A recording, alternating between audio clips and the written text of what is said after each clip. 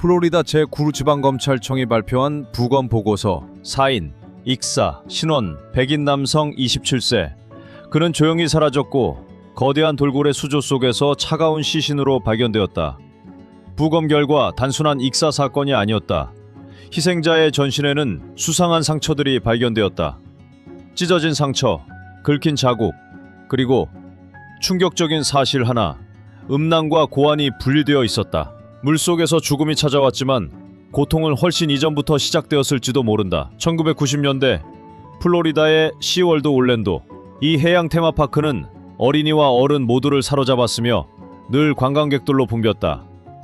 1973년 처음 문을 연 이후로 이곳은 마치 바다를 온전히 육지 위에 옮겨놓은 듯한 생생한 전시와 공연으로 유명세를 얻었다. 피곤한 발을 쉬고자 하는 관광객들을 위한 특별한 공연은 점차 놓쳐서는 안 될 명소가 되었고 그 중심에는 늘 셰미 공연이 있었다. 1966년 최초의 킬러고래 셰미가 등장한 이후 이 이름은 인간과 고래가 마치 친구처럼 유기적으로 호흡하며 함께 헤엄치고 뛰어오르며 기적을 만들어내는 공연의 상징이 되었다. 수용인원 5,500명의 관람석은 늘 만석이었고 고래가 공중으로 몸을 날리며 트레이너와 눈을 마주치는 그 한순간만으로도 관객들은 숨을 멎게 할 정도였다.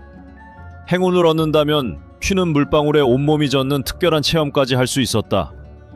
고작 15분 남짓한 짧은 시간이 마치 동화 속 이야기처럼 흘러갔다. 하지만 그 공연을 모두가 박수로 맞이하지는 않았다. 동물보호단체들은 한 목소리로 외쳤다. 자유롭게 바다를 헤엄쳐야 할 생물을 콘크리트 수조에 가두고 그것을 공연이라 부르는 것이 과연 학대가 아니란 말인가? 킬러고래는 극도로 높은 지능을 가진 종이다. 그러기에 정서적 상처도 깊고 심리적 고통도 쉽게 받는다. 점점 더 많은 사람들이 이 사실에 마음을 움직였고 심지어 고래의 자유를 생각하며 눈물을 흘리는 이들도 있었다. 그리고 다니엘 듀크스라는 한 남자가 있었다. 그 역시 킬러고래의 신비로운 아름다움에 매료되었지만 그의 접근 방식은 매우 달랐다. 내가 이 세상을 위해 할 수 있는 일이 있다면 바로 고래의 친구가 되는 것일지도 몰라. 그는 시위에 참여하는 대신 조용히 한 믿음을 키워나갔다. 사람의 언어를 할 수 없더라도 눈빛과 마음으로 서로를 이해할 수 있다고 믿은 것이다. 그는 고래와 함께 수조 속을 헤엄치며 서로를 바라보고 숨결을 느끼며 진심으로 이해하는 상상을 했다. 그리고 마침내 그는 그 황사가의 현실로 만들기로 결심한다. 1999년 7월 5일 다니엘은 조용히 시월드에 들어가 관광객들 사이에 섞였다. 샘이 공연을 관람하는 그의 모습은 평범한 관람객과 다를 바 없었다. 하지만 해가 지고 공원이 서서히 문을 닫을 무렵 그는 감시 카메라가 없는 어두운 구석으로 사라졌다. 화장실에 숨어 관람객들이 모두 떠날 때까지 기다렸고 경비원의 마지막 숨찰이 끝나자 조용히 돌고래 수조로 다가갔다. 높은 울타리를 넘고 두꺼운 플렉시글라스 위에 올라서서 물 표면을 내려다본 그는 옷을 벗었다. 주저하지 않았다. 그는 완전히 벌거벗은 채로 수조로 뛰어들었다. 그가 오랫동안 꿈꿔왔던 순간이 마침내 다가왔다. 킬러 고래와의 만남, 기적에 닿는 것 같은 접촉.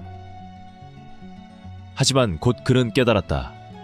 이것이 자신이 상상했던 달콤한 꿈이 아니라는 것을. 그 수조 속에 있는 것은 온순한 고래가 아니었다. 사람을 죽인 전과가 있는 틸리쿰이었다.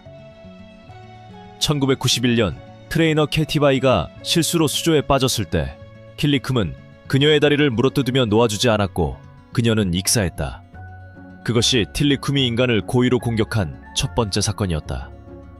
어릴 적 틸리쿰은 어미에게서 납치되어 좁은 수조에 갇혔고 서로 다른 무리의 고래들과 함께 살며 스트레스로 인해 서로 물고 뜯는 생활을 했다.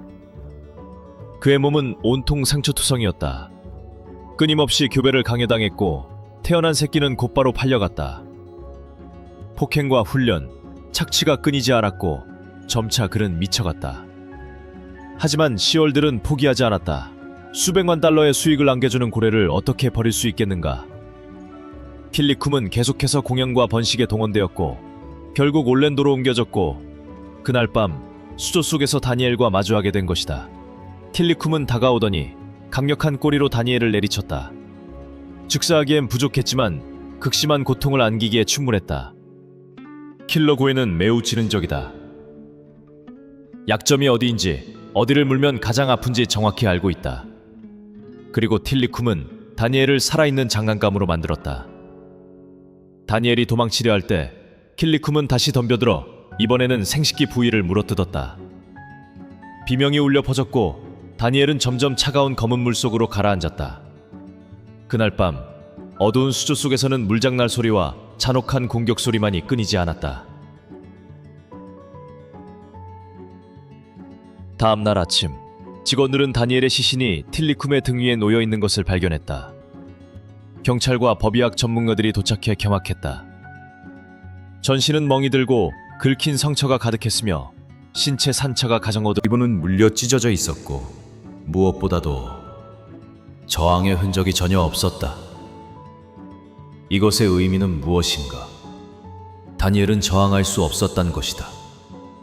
그는 천천히 고통스럽게 절망 속에서 죽어갔다. 더 충격적인 사실은 다니엘이 정신이 맑았다는 점이었다. 그는 마약도 술도 복용하지 않았다. 오직 믿음과 환상만을 가지고 그는 죽음의 수저로 뛰어든 것이다. 가족들은 분노했다. 왜 슈워드는 이런 위험성을 경고하지 않았나? 하지만 사회의 반응은 냉담했다. 안에 살인골이 있음이라고 경고문이라도 붙여야 하나? 오직 냉소와 조롱만이 있을 뿐이었다. 결국 가족은 소송을 포기했다. 틸리쿰은 잠시 격리되었을 뿐 곧 다시 샘미 공연을 복귀했다. 2010년 또 다른 트레이너가 그의 손에 목숨을 잃었다. 그럼에도 공연은 계속되었다. 틸리쿰은 2016년 폐렴으로 죽을 때까지 계속 공연을 해야 했다. 수많은 사고가 있었음에도 시월드는 변하지 않았다. 벌금을 내고 잠시 공연을 중단할 뿐 조용히 다시 시작할 뿐이었다. 2024년 9월 또 다른 고래가 트레이너를 공격했다. 이것은 단지 틸리쿰의 이야기가 아니다. 갇혀있는 모든 킬러 고래들의 공통된 운명이다. 그들은 더 이상 살아있는 생명이 아니다. 그저 수익을 내는 상품일 뿐이다. 어두운 샘미 수조의 미약한 조명 아래 다니엘과 틸리쿰은 모두 피해자였다. 한 사람은 연결을 갈구하다 죽었고 한 생물은 자유를 빼앗기고 살아왔다. 고래는 사람을 죽이기 위해 태어난 것이 아니다. 그들은 바다를 수백 마일씩 헤엄치며 무리와 가족과 함께 살아가도록 태어났다. 우리가 그들을 콘크리트 수조에 가두고 무대 위에서 웃음을 강요할 때 우리는 그들의 영혼을 앗아간다. 그리고 그들이 고통을 담은 반격을 할 때 우리는 놀랍다고 말한다. 다니엘이 수조로 뛰어든 것은 잘못일 수 있다. 하지만 더 큰 잘못은 기적을 쇠사슬로 묶고 생명을 오락거리로 전락시킨 세상에 있다. 오늘날 고래의 꼬리가 물을 치는 소리가 들릴 때마다 그 속에 담긴 고통과 속삭이는 울음을 들어주자. 사람의 것이든 바다의 왕이었던 생명의 것이든